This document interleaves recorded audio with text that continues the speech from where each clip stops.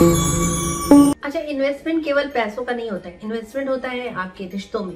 यानी आप प्यार में इन्वेस्टमेंट कर रहे हैं, बहुत ज्यादा प्यार दे रहे हैं, सामने वाले को इतना ज्यादा प्यार दे रहे हैं कि वो आपसे दूर नहीं जा सकते। दूसरा, आप उनको भरोसा देते हैं, उनसे प्यार से बात करते हैं। बहुत सारी ऐसी चीजें होती है जो हम मिस कर देते हैं अपने रिश्तों को स्ट्रांग बनाने में। तो रिश्तों को स्ट्रांग बनाना तो इन्वेस्टमेंट तो करना पड़ेगा। कौन सी चीजों का इन्वेस्टमेंट करें जिससे हम अपने रिश्ते को मजबूत बना सके? चलिए बताएं। सबसे पहले ना आपको अपना क्वालिटी टाइम उन्हें देना होगा। अब आप बोलेंगे कैसे? हम तो उन्हें बहुत प्रॉपर टाइम देते हैं, टीवी देखते समय, मोबाइल देखते समय या खाना खाते समय।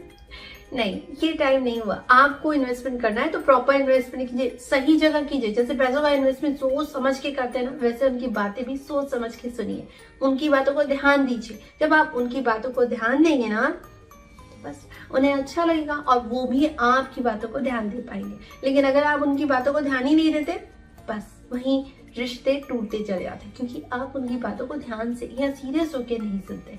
अच्छा, ऐसा नहीं होना चाहिए कि आप उनकी बातें सुन तो रहे लेकिन यहाँ से सुन रहे, यहाँ से निकाल रहे, बिल्कुल गलत है। इसलिए सबसे पहले आपको उनकी बातों को ध्यान देना होगा और बिल्कुल जो बात सच हो ना उसे फील भी करना होगा। मान लीजिए आपने कोई बात रखी कि ये ऐसे होना चाहिए, तो उसका डिसीजन केवल आपका नहीं होना चाहिए, उनका भी होना चाहिए, आपका भी होना चाहिए।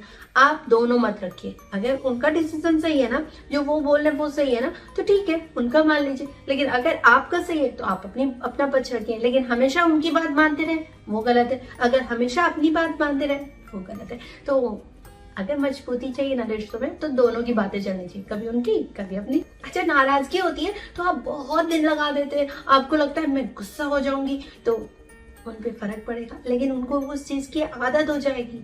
वो पर डे ये देखेंगे कि आप उनसे नाराज होते रहते तो वो छोड़ देंगे। लेकिन आप कभी उनसे हंसिए, बात कीजिए। कभी नाराज होना बनता है, लेकिन ऐसा नहीं कि आज नाराज हुआ और 18 दिन बाद बात करें। नहीं, बिल्कुल नहीं। जब भी झगड़ा हो, सॉर्ट आउट कीजिए, तुरंत सॉर्ट आउट कीजिए। अब अगर तुरंत नहीं हो पा रहा है, गर्मा गर्मी हो गई है, बात बहुत ज्यादा पहुंच गई है, तो ठीक है, थोड़ा इजी रखिए। 1 घंटा इजी करिए, उन्हें भी, खुद को भी, और बात करना शुरू कर दीजिए। लेकिन ये 1 घंटा ना बहुत महंगा पड़ सकता है, इसलिए कोशिश किया कीजिए जितनी जल्दी हो सॉर्ट आउट हो जाए। और कभी भी गुस्से को या प्रॉब्लम्स को ज्यादा लंबा खींचने से, च्युइंगम की तरह खींचने से वो बढ़ता ही जाएगा। इसलिए प्रॉब्लम्स को हमेशा, जो भी नाराजगी है, गुस्सा है, उसे सॉर्ट आउट कीजिए। भले खुद को झुकना पड़े, इट्स ओके। रिश्ता है, मजबूत बनाना है तो ओके। लेकिन हर बार आप उनसे माफी मांगते रहे, वो भी गलत है। हर बार वो माफी मांगते रहे, वो भी गलत है। ऐसा नहीं होना चाहिए। कभी आप झुक गए, कभी वो झुक गए।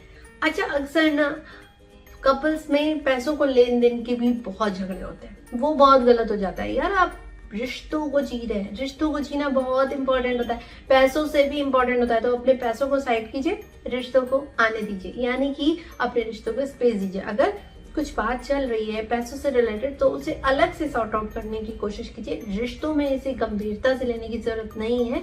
हाँ, अगर आपका रिश्ता पैसों से रिलेटेड अगर कमजोर हो रहा है तो आपकी आर्थिक तंगी और बढ़ेगी। जितने ज्यादा झगड़े होंगे ना, पैसे उतने कम होंगे। लाइफ में ये याद रखिए कि यहाँ से इंसान को फ्रेश होना चाहिए। अगर यहाँ से फ्रेश है ना, तो वो हर फील्ड को आगे पार कर लेता है। लेकिन अगर यहाँ से ही फ्रेश नहीं है, तो वो आर्थिक तौर पे भी तंग रहेगा, मानसिक तौर पे भी तंग रहेगा, हर तरीके से वो प्रॉब्लम में रहेगा। तो सबसे पहले आपको ये याद रखना होगा कि अपने रिश्ते को मजबूत बनाना है, तो पैसों को लेके कभी झगड़ा मत कीजिए।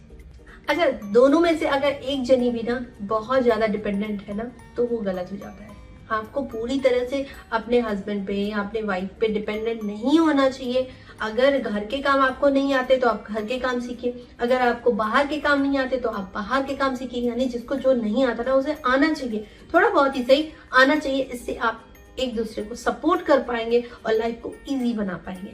लेकिन अगर आपने बोला ये मेरा काम नहीं है, वो बोल रहे हैं ये मेरा काम नहीं है, तो ये गलत हो जाएगा।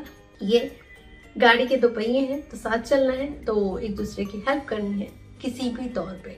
यानी आप चाहे वो बाहर के काम हो चाहे घर के काम हो, डजेंट मैटर। क्योंकि कोरोना ने ये भी सिखा दिया कि घर के काम जेंट्स को भी आना चाहिए और लेडीज को तो ये सिखाया गया है कि बाहर के काम आप सीख लीजिए। तो ये दोनों काम आने चाहिए, चाहे लड़का हो या लड़की। अच्छा, हस्बैंड वाइफ ना एक दूसरे से कुछ कमिटमेंट भी करते हैं और उन कमिटमेंट पे नहीं खड़े उतरने से शादियां टूटती हैं या रिश्ते टूटते हैं।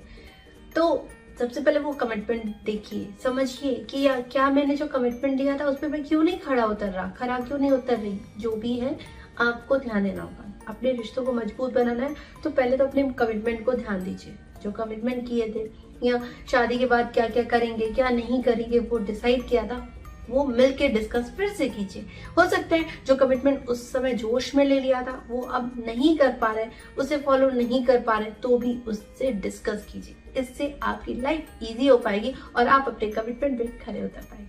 अच्छा, शादीशुदा जिंदगी में ना भरोसा सबसे मजबूत नींव होती है। अगर भरोसा है ना तो आप अपनी लाइफ में अपने रिश्तों को बेहतर तरीके से जी पाएंगे। लेकिन अगर आपको विश्वास ही नहीं है, आप उन पे ट्रस्ट ही नहीं करते, विश्वास नहीं करते, तो आप अपने लाइफ में रिश्तों को मजबूत नहीं बना पाएंगे। तो सबसे पहले विश्वास होना, भरोसा होना बहुत जरूरी है। ऐसा कई बार आता है कि रिश्तों में एक ऐसा दौर होता है जब बहुत खराब लाइफ चलती है, लगता है कि यार अब तो कुछ भी नहीं बचा, तो उस समय एक दूसरे का सपोर्ट करना बहुत जरूरी है, एक दूसरे का हाथ थामना बहुत जरूरी है।